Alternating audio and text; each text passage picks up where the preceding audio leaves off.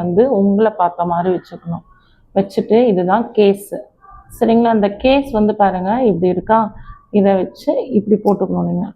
So போட்டுட்டு அப்படியே இந்த இடத்துல இந்த இடத்துல கொண்டு வந்துட்டு அப்படியே இங்கே இப்படி கொண்டு வாங்க. கொண்டு வந்ததுக்கப்புறமா இப்படி மேலே தூக்குனீங்கன்னா இங்கே பாருங்கள், இப்படி இப்படி தூக்கி விடும்போது உங்களுக்கு கீழே வந்து விழக்கூடாது. இந்த மாதிரி பாபின் வந்து நிற்கணும்.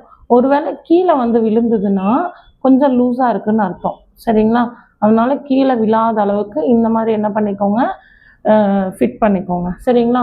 இப்போது உள்ளே வந்து இன்சர்ட் பண்ணும்போது என்ன பண்ணணும்னா, ஒவ்வொருத்தங்க தப்பு பண்ணுறது என்னென்னா, உள்ளே இன்சர்ட் பண்ணும்போதே இதை இப்படி வந்து தூக்குவாங்க.